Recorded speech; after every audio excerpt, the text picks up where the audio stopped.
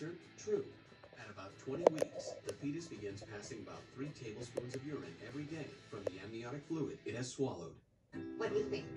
College student Brittany and her best friend Lindsay are roommates who also work together part-time at a clothing store.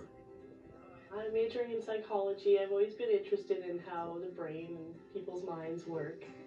The most important thing in my life was to finish my degree and just get a successful career. I love everything about Brittany. I love her personality. She's just a ball of energy. She's a really good person. In April 2009, 23-year-old Brittany breaks up with her boyfriend. Afterwards, she worries that she wasn't always consistent with her birth control. I was not using any of the birth control pills. I was just using condoms, not 100% of the time that I should have been. So she's relieved when her cycle comes at the end of the month. My period was still regular. It was a little bit lighter than normal, but they would come every month.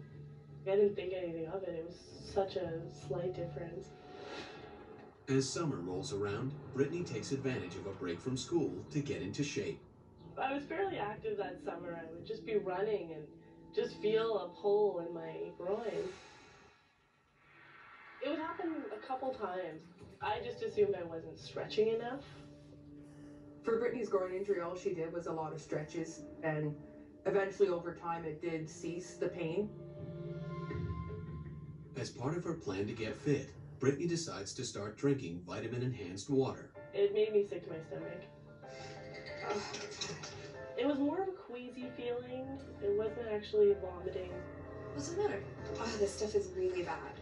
I just assumed that the flavoring in it was turning my stomach. The fall semester is a stressful one for Brittany, and by the end of December, she feels completely run down. So much so that on New Year's Eve, she cancels her plans to go out. December 31st of 2009, I got this low, dull backache. I just wasn't feeling myself, and I thought it would be best to stay at home. Brittany had a bottle of wine, and she just stayed in her room and drank her bottle of wine to herself as her own New Year's Eve fiesta. Hope you feel better. Thanks. Lindsay gets dressed to go out, leaving Brittany alone at home. I went to bed around midnight. I would try to sleep, and then the back pain would get me up because it was getting so intense. I had like a jabbing pain, and it was almost like squeezing in my lower back. I kept getting up. I felt like I had to go to the bathroom, and I just kept going back and forth. I just thought I was constipated.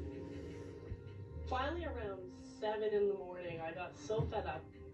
After so many trips, I just decided to bring my book in and stay there until my business was finished. It was a pretty intense feeling in the back. So I leaned forward just to try to take the pressure off my back.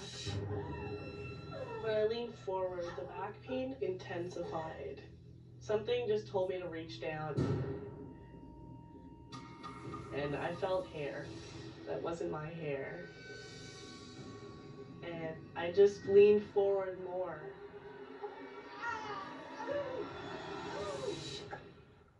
And there was a splash. I got up and I looked down and I saw the most shocking thing I've ever seen. There was a baby in the toilet. 23-year-old Brittany spent New Year's Eve in the bathroom with what she thought was constipation. Now she's given birth on the toilet, and she didn't even know she was pregnant. I looked down in the toilet, and there was a baby in there with its head under the water. It was so surreal. I didn't think it was actually happening. I felt like I was dreaming. My initial thought was that the baby was dead because it didn't move. It wasn't crying.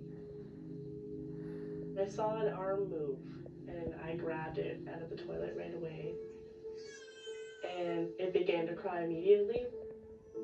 I wrapped the baby in a towel to keep it warm.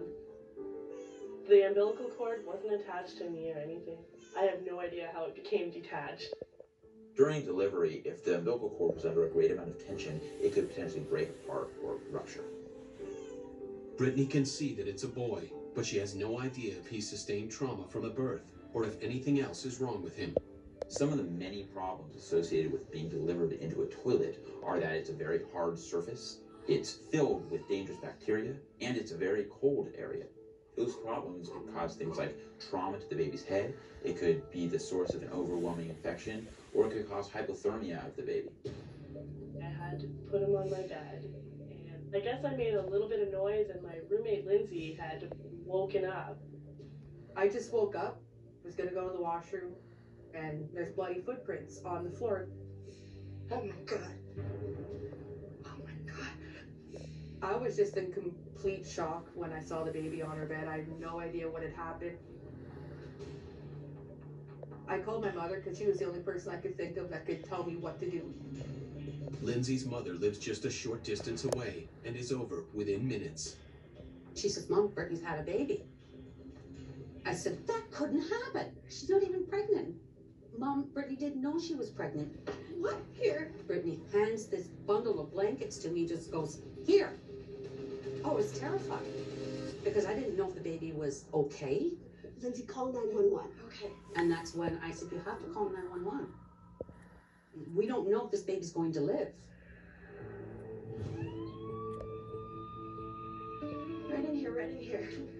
When the paramedics came in, they took the baby from my arms. Brittany didn't appear to be in any pain. But mentally, she was a wreck. The paramedics rush Brittany and the baby to the hospital.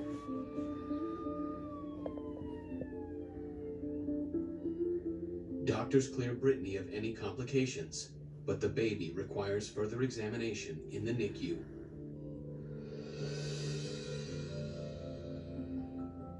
I was worried that he would have something wrong with him due to the fact that he was delivered in the toilet and that he was going to have health problems, and that would have been my fault because I didn't take care of myself properly.